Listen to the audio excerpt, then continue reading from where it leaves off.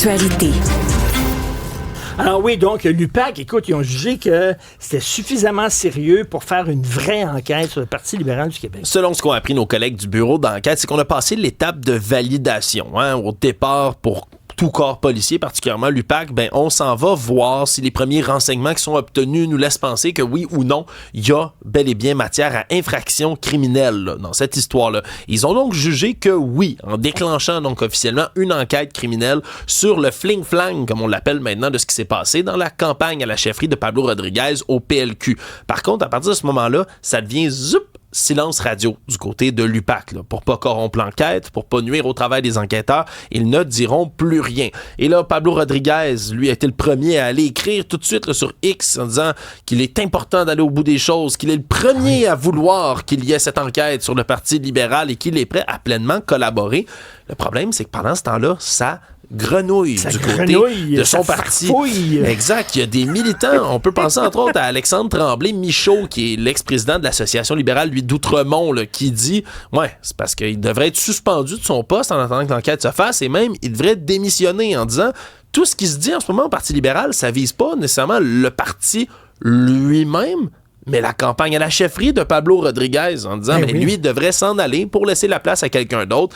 Et il va même jusqu'à dire que si ça continue, il va donner les élections sur un plateau d'argent à Paul Saint-Pierre Plamondon et au Parti québécois. Ou alors être suspendu le temps de l'enquête. Mais ça peut prendre du temps, là, cette enquête-là. C'est ça l'autre enjeu. C'est que ça peut prendre pas mal de temps une enquête criminelle d'envergure comme celle-là. Dans tous les cas, aujourd'hui, là, ça devait être difficile d'être les députés du Parti libéral qui ont passé la journée avec des caméras à l'extérieur des portes de leur caucus. Étant donné que vous êtes nombreux à nous écouter, Stéphanie a sorti les chiffres tantôt et c'est très encourageant, mais étant donné que vous êtes nombreux et j'imagine des gens de toute tendance et de tous les âges, surtout, il faut faire attention à ce qu'on dit, donc je vais essayer de ne pas sacrer. Grève d'1 mois à la STM.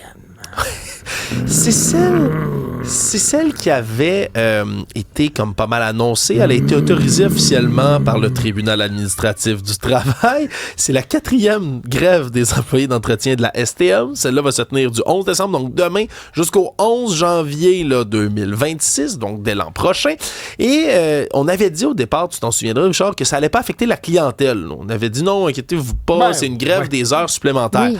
Le problème, c'est que là, la directrice générale de la STM, Marie-Claude Léonard, est sortie en disant non, là, ils vous induisent en erreur. Il va y avoir des impacts sur la clientèle. Pour ce qui est du métro, ça va. Le métro, ça va être correct. Ça va rouler, il n'y a pas de problème de ce côté-là. Le problème, c'est les bus. En fait, c'est les services de bus. Parce que il y a juste un moment dans lequel le service va être garanti. Heure de pointe du matin, en après-midi et fin de soirée. La même chose que dans les grèves précédentes. Pour le reste du temps, on sait pas trop. Pas d'autobus. Non, peut-être pas. Peut-être pas. C'est les autobus de Schrödinger. Ils sont à la fois là et pas là. On le sait pas. Ça veut dire que je peux prendre une chance et me pointer à un arrêt d'autobus. Et si je suis chanceuse, il y a un autobus qui va passer. Puis ça se peut que non. Ça se peut que non. Que j'attende là pendant 3 heures. Ce n'est pas garanti, effectivement. C'est assez spécial, là, parce que Mme Léonard, elle dit, parce que là, l'effet des vacances, du temps des fêtes, qui vient avec le fait qu'il n'y ait pas de temps supplémentaire, c'est certain que ça va avoir un impact quelque part. Donc, reste à voir exactement quels vont être les impacts. Ça, c'est à partir de demain. C'est à partir de demain. Et on l'a appris aujourd'hui. Non, on savait que ça s'en venait. Le problème, c'est que le syndicat... Mais le syndicat n'arrêtait pas de dire qu'il n'y aurait pas d'impact. Là. Aucun zéro, zip, nada. Puis c'est pour ça qu'on faisait une grève du temps supplémentaire. Rien c'est pour ça qu'on prévoyait pas tant nos autres options. Pour le reste, ils n'ont pas dit qu'ils ne feraient pas de service. Stéphanie, attention, ils ne le garantissent pas dans certaines heures.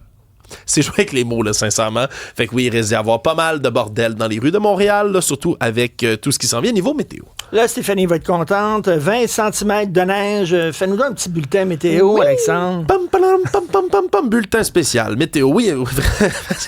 On a des accumulations. Tu vois, je savais même pas qu'on avait débloqué des budgets spéciaux pour des jingles comme ça. Je suis tellement de bonne humeur d'entendre ça.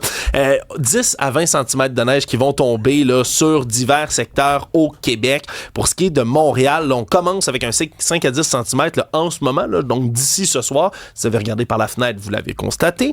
Et il va tomber 10 autres centimètres supplémentaires cette nuit. Là, donc, 15 à 20 cm en tout et partout qui vont tomber sur la région de Montréal. Mais ça va varier, là, que ce soit de l'Outaouais à l'Estrie. On va avoir quand même de la neige, mais tout ce qui est est du Québec, tout ce qui est l'autre côté ouest du Québec, ça va pas être si pire. Risque de tomber là, un peu de neige, mais pas d'accumulation. C'est surtout dans notre région, dans notre secteur, Estrie et Ottawa, que ça va tomber. Et c'est tellement beau dehors que M. François Legault a décidé d'aller faire une petite promenade. Je suis allé prendre une marche dans la neige ce matin, puis j'ai décidé que je reste. Voilà, la fameuse marche dans la neige. Voilà. Il a décidé qu'il restait. Aujourd'hui, il a décidé ça comme aujourd'hui. Non, il l'avait dit vendredi dernier, dans le blanc des yeux, à Sophie Durocher, c'est vrai, il avait dit non, je reste, j'ai parlé à ma femme, j'ai pris ma décision, j'ai parlé à mes enfants. Mais il n'avait pas pris de marche encore. Il n'avait pas pris de marche, pourtant sa décision était prise. C'est la marche qui restait, qui manquait aujourd'hui. Stéphanie! Nouvelle intéressante aujourd'hui avec cette annonce d'une fusion entre deux plateformes d'écoute, deux plateformes québécoises. C'est une nouvelle qu'on a appris. Crave et Tout.tv Extra qui ont décidé de se regrouper pour offrir un seul forfait aux abonnés, donc à partir de 15 et 99 $ par mois. Donc, évidemment, là, c'est le Crave standard qui inclut des publicités, là, parce qu'il y a différents forfaits où tu peux éviter d'avoir des publicités, mais à ce prix-là, c'est la version Crave avec publicité. Ça représente une économie de 23 % pour les personnes qui sont actuellement abonnées de façon séparée à Crave et à Tout.tv Extra. Tout.tv. Je sais, moi aussi, on ça me... paye déjà avec nos taxes et nos impôts. C'est la diffusion publique, c'est un diffuseur public. Puis il va falloir payer en plus. Fait que ça va être plus cher, mettons, si tu veux avoir... Ça va être plus cher qu'un abonnement Crave normal. Là. C'est pas juste que maintenant, on offre aussi Tout.tv avec ton abonnement Crave. Il faut que tu prennes un abonnement Crave spécial qui a Tout.tv dedans. Effectivement, c'est ça. Parce que je pense que si, par exemple, tu prenais Crave avec publicité, qui est le forfait, je pense, de base, c'est moins cher, effectivement, que 15,99 $ par mois. Okay? C'est moins cher. Mais là, si tu t'abonnes, toi, de l'autre côté à Tout.tv Extra en plus, ben ça revient moins cher d'être abonné aux deux que d'être abonné aux deux séparés. Tout va être maintenant sur une base d'abonnement. Si tu veux respirer, tu vas pouvoir t'abonner à, je sais pas, là, une centaine de pieds cubes d'oxygène par mois. Ça va te coûter 10,92. Puis, pourquoi pas? Tout va abonner à l'eau potable. Il va falloir que tu payes ton forfait mensuel. À l'eau potable, abonnement au lait, abonnement à tout. Mais je pense que la solution optimale serait éventuellement d'avoir une seule plateforme québécoise qui permet d'écouter les films, qui permet d'écouter les séries. Oui. Je veux dire, veux pas, c'est qu'on se mesure à des géants, puis pendant, tu sais, le temps passe, puis le temps, c'est de l'argent.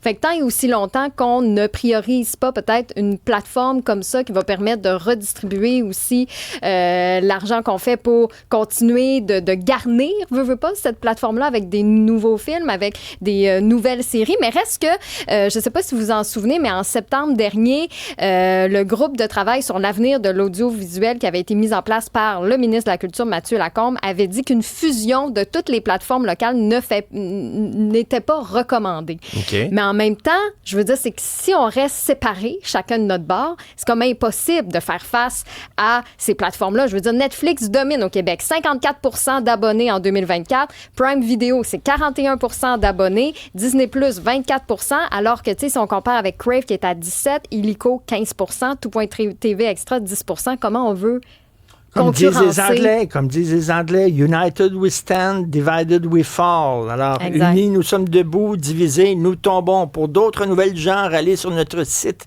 et notre application cube.ca.